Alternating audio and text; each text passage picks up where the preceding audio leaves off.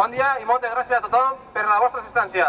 Com ja sabeu, som un grup de persones individuals a les quals ens amoïna i indigna el panorama polític, econòmic i social, la corrupció política, empresarial, financera i la indefensió de la ciutadania. Davant d'aquesta situació, creiem que és el moment de moure'ns i construir junts una societat molt millor. Una societat on, a diferència de l'actual, estiguin coberts els drets bàsics dels individus, alimentació, educació, sanitat, habitatge, etc. Els sistemes econòmics i governamentals vetllin per l'acompliment d'aquests drets.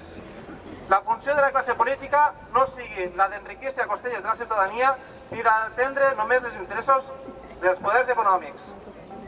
Hi hagi una democràcia real amb més transparència, control del frau i amb eines de participació activa de la ciutadania. Rebutgem el pacte de l'euro, que és una mesura que ens empobrirà més encara, però que beneficiarà els bancs. Tranquil. Ho estic. Suposarà retallades en els drets laborals i es vincularan els salaris a la producció i endarreriran la jubilació, quan hi ha llocs amb taxes d'atur de gent jove del 45%. Anul·larà la negociació col·lectiva.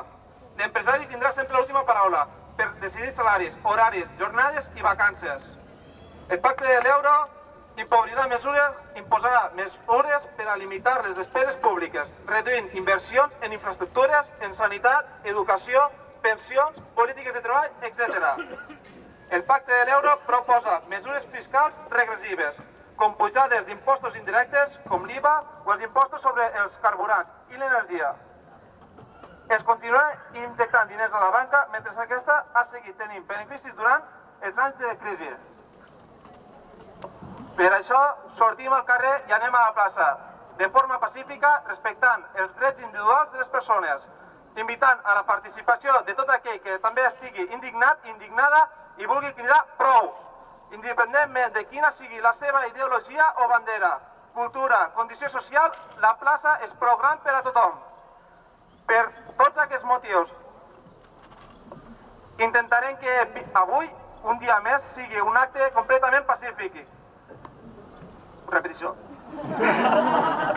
Costa, de veritat.